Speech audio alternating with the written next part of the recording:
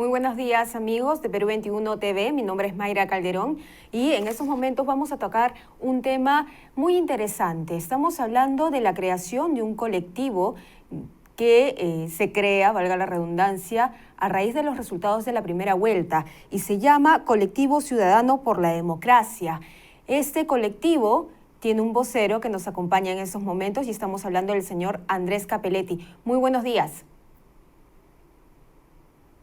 Muy buenos días, Mayra. Un fuerte abrazo a toda tu teleaudiencia. ¿Cómo está? Yo le quería consultar de qué se trata este colectivo de nombre tan particular, Ciudadano por la Democracia. ¿Qué es lo que ustedes tienen dentro de sus principios y cómo así se juntan y empiezan a recorrer todo el país en busca de dar conciencia a los ciudadanos sobre nuestro pasado? ¿Cuál es el objetivo de ustedes? Bueno, a consecuencia de la primera vuelta y haciendo un análisis de quién es el candidato Pedro Castillo, porque no lo conocíamos, nos dimos con la gran sorpresa de que este señor tenía muchos vínculos con personajes siniestros del pasado, pero también con la corrupción del señor Vladimir Cerrón. A consecuencia de ello, nos reunimos con algunos amigos con quienes tomamos la determinación en principio de hacer saber lo que nosotros habíamos pasado, porque dentro del colectivo habemos quienes hemos sido víctimas de la violencia terrorista, pero también hay amigos que han sido combatientes del terrorismo, que también han sido heridos en su debido momento. Entonces, creo que hicimos un engranaje en lo que nos había sucedido en el pasado, porque quien habla es víctima de la violencia terrorista. Yo perdí a mi padre a los 9 años a manos de Sendero Luminoso, y es por ese motivo que en un primer momento decidimos salir a nuestra región Ayacucho, porque algunos de nosotros somos ayacuchanos, a contar nuestra verdad, nuestra historia, pero también hacer saber quiénes están al lado del señor Pedro Castillo y Vladimir Cerrón. Pero también, luego de hacer una evaluación de ello, entramos a leer su ideario y su plan de gobierno, y lógicamente eso fue lo que posiblemente nos terminó de espantar de este señor, porque sus discursos radicales que él tiene a nivel nacional a los distintos lugares a los que él asiste, definitivamente no le hace bien para nada al país. Como hablar de destitución del Congreso, de un cambio constitucional a su forma, de la disolución del Tribunal Constitucional o de la disolución de otras entidades democráticas del Estado, no le hacen bien a nadie. Hablar de estatizaciones y nacionalizaciones, mucho menos. Y peor aún, que este señor se llene la boca en decir de que va a cerrar las fronteras, eliminar los tratados del libre comercio, para nada va a llevarnos a un país que queremos que sea desarrollado, ¿no? Entonces, el planteamiento que nos hemos planteado, valga la redundancia, con el colectivo, es salir al sur del Perú, porque en el camino se ha ido dando esa oportunidad, y decirle a la población que nosotros, ciudadanos, que también somos pueblo, estamos en desacuerdo con este señor y que tenemos dos caminos. O luchamos por la democracia y la libertad que tenemos al día de hoy, o vamos por un comunismo que son las historias que ya conocemos en Venezuela, en Cuba, en Argentina. Lo que está sucediendo es catastrófico realmente, en Bolivia, y yo considero que para el Perú, junto con el colectivo, no estamos de acuerdo con esa posición del señor Pedro Castillo, no estamos de acuerdo con una posición comunista en el país, y es por ese motivo que nosotros estamos caminando región por región, a hacerle saber a la gente quién es Pedro Castillo, quién es Vladimir Cerrón, qué quieren para el país y qué es lo que nosotros no podemos permitir. Señor Capelletti, yo quiero preguntarle cuántas personas integran este colectivo y si tienen alguna afiliación política, porque si bien la causa es legítima, porque ustedes son víctimas del terrorismo, muchas otras personas podrían decir, ay, este colectivo de repente tiene alguna alianza con algún partido o alguna ideología. Yo quiero que usted de alguna forma pueda deslindar lo que le estoy diciendo. Claro que sí, con mucho gusto. Somos 9 personas. El financiamiento del colectivo es propio. Somos nosotros mismos que estamos corriendo con todos los gastos, pero también hemos encontrado en el camino amigos que nos están apoyando. Por ejemplo, el día de hoy estamos en Arequipa, en el hotel de un amigo de la infancia, ayacuchano, que ha venido a radicar a Arequipa hace muchos años y es quien nos ha acogido, por ejemplo, ¿no?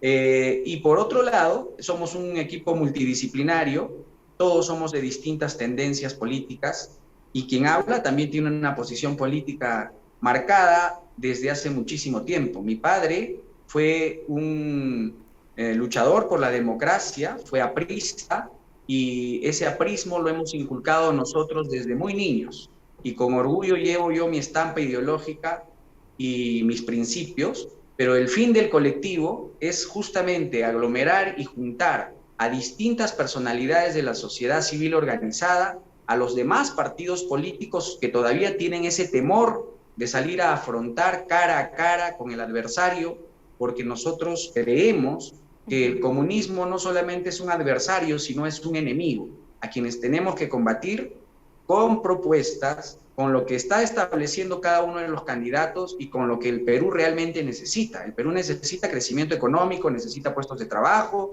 necesita alianzas estratégicas a nivel internacional, no cerrar las fronteras y dinamizar y mejorar, obviamente, el proceso democrático que recién tenemos 21 años continuos en este proceso y no se puede truncar.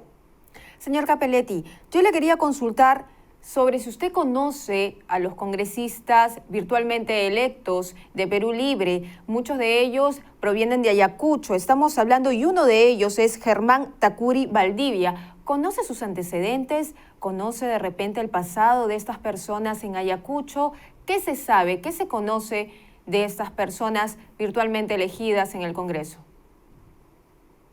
Bueno, Ayacucho tiene la posibilidad de poner a 3 congresistas y este partido justamente ha metido a 3 de ellos.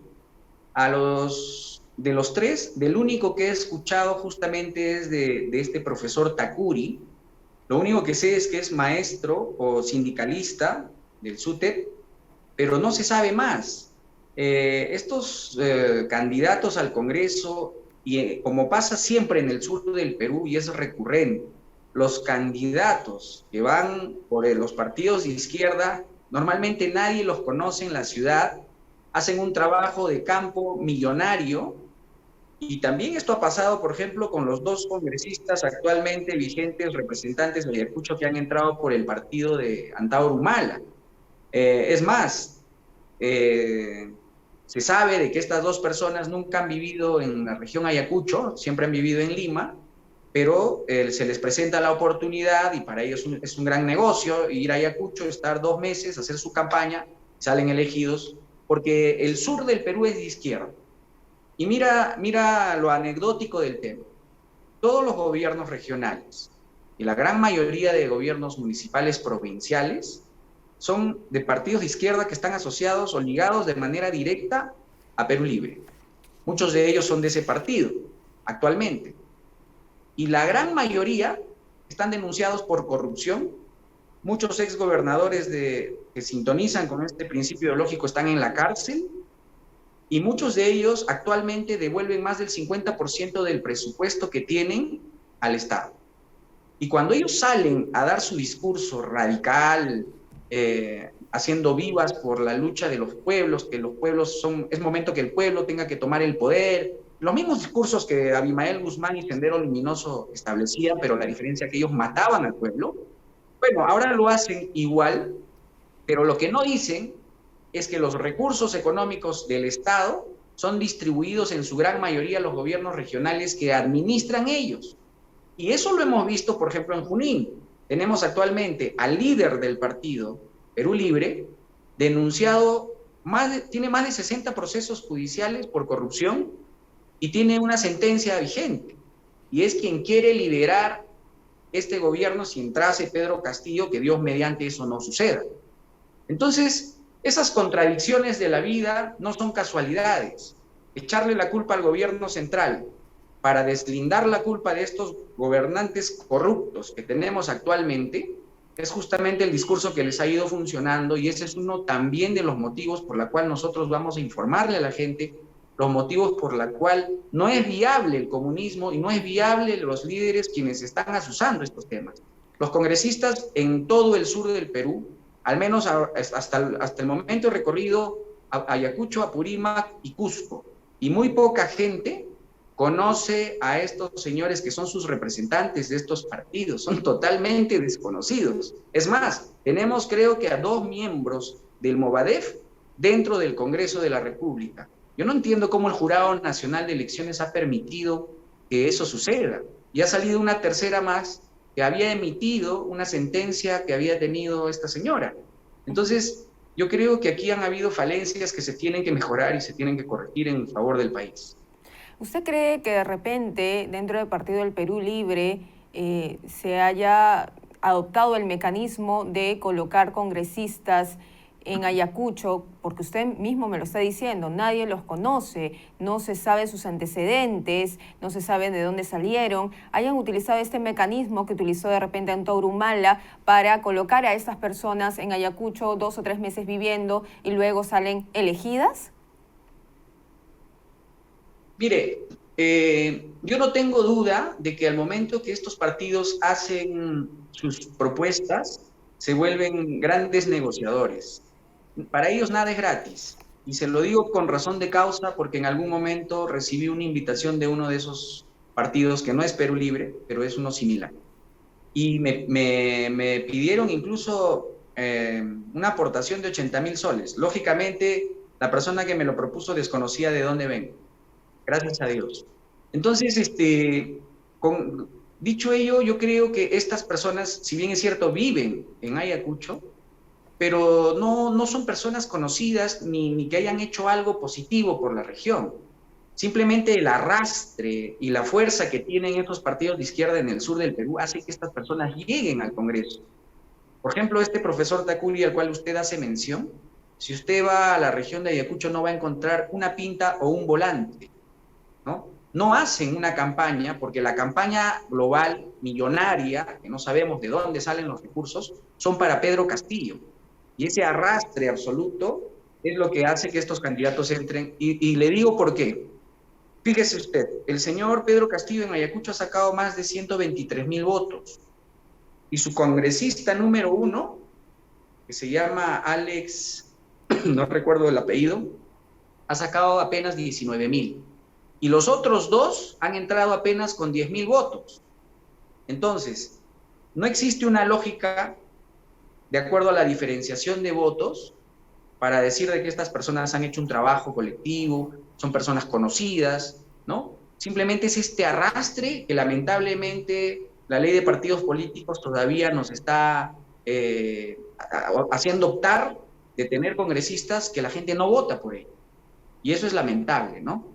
Así es que estas 3 personas, yo no dudo de que de hecho que han tenido algún tipo de negociación dentro de estos partidos, porque recordemos que el señor Cerrón es un gran negociante.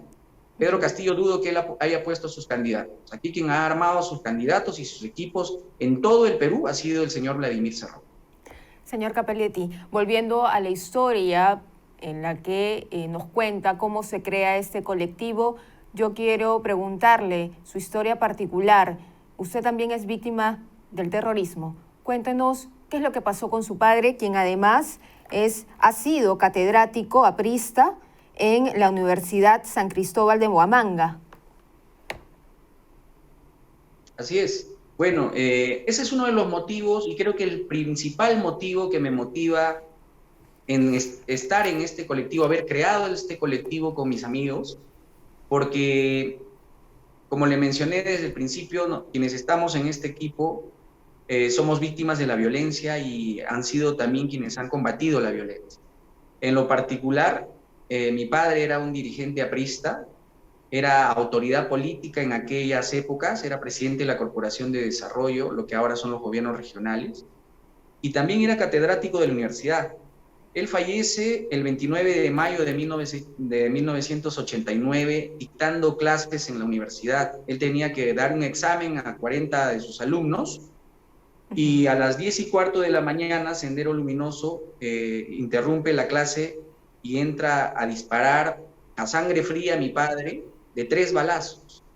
Y lo mataron delante de sus alumnos dentro de la propia Universidad San Cristóbal de Bucaramanga.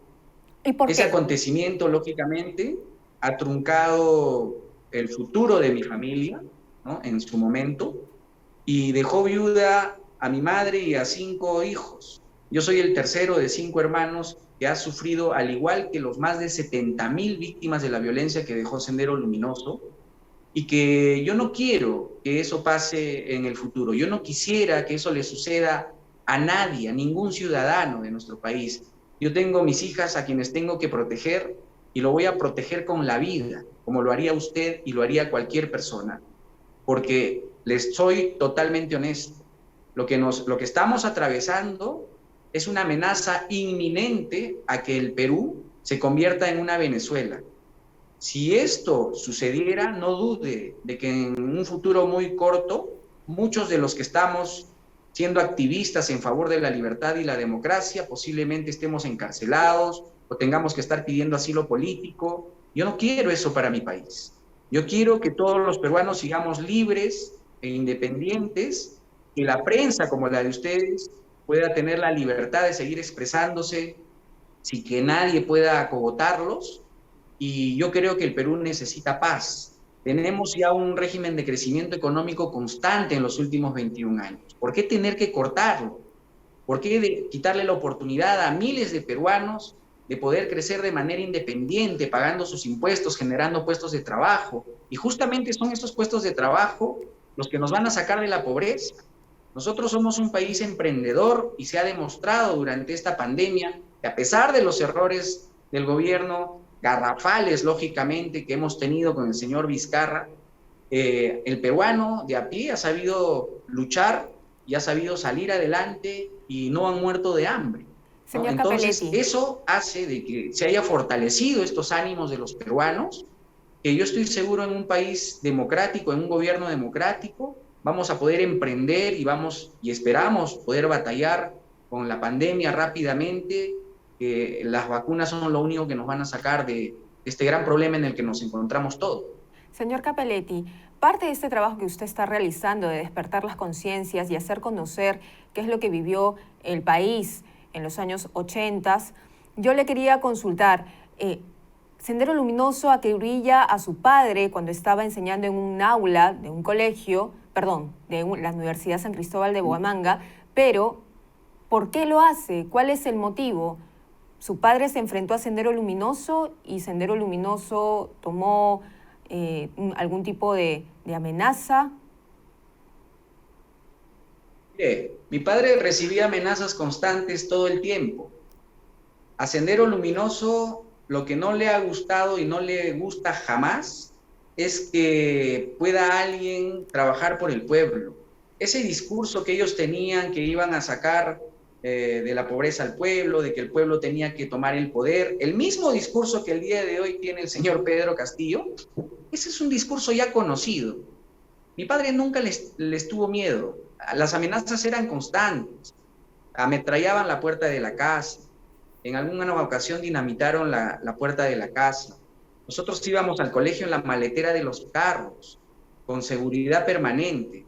Estudiábamos con vela porque a partir de las 6 de la tarde se iba la luz en todo Ayacucho.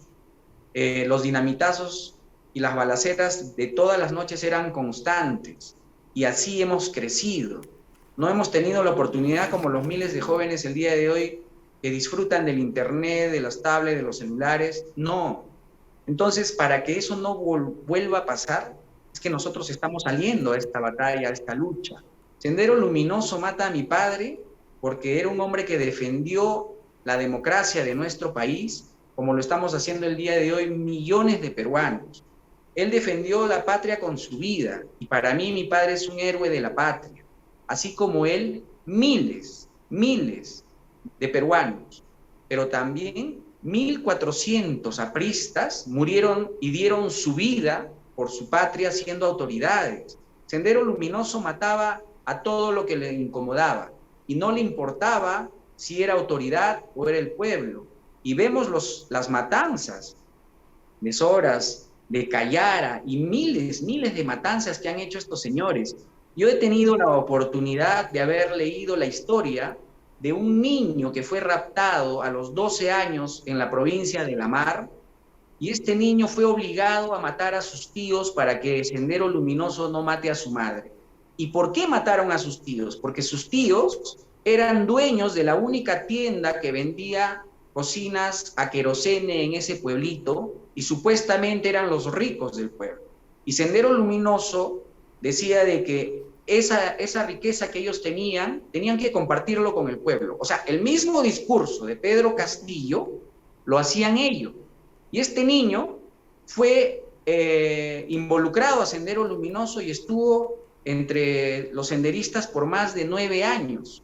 En una redada, él se dispara en el pie con la única finalidad de que lo puedan atrapar y pueda salir de Sendero Luminoso, y él cuenta en su historia que ha tenido que asesinar a más de 300 personas inocentes. Y lo que yo les estoy contando, ustedes lo pueden encontrar en los relatos de la Comisión de la Verdad, porque este señor el día de hoy purga condena de cadena perpetua y está en la cárcel. Muchas gracias, señor Cappelletti. Y él ha sido un niño raptado, al igual que seguramente muchos, y Sendero Luminoso no respetaba a nadie, Mayra. Sí, eso es una historia que los peruanos no deben olvidar, tantos sucesos que ocurrieron en los años 80. Muchísimas gracias, señor Cappelletti, por su testimonio, por contarnos la lucha que está realizando el colectivo Ciudadano por la Democracia. Muchísimas gracias a usted, un fuerte abrazo desde Arequipa. Gracias, señor Cappelletti. Bien, con esta información entonces ya tenemos también información en internet, en el Facebook del colectivo Ciudadano por la Democracia, que está recorriendo Arequipa, Ayacucho, varias regiones del país con este mensaje. No se olviden de visitar también nuestras plataformas digitales, Facebook, Instagram y Perú 21 TV. Adelante.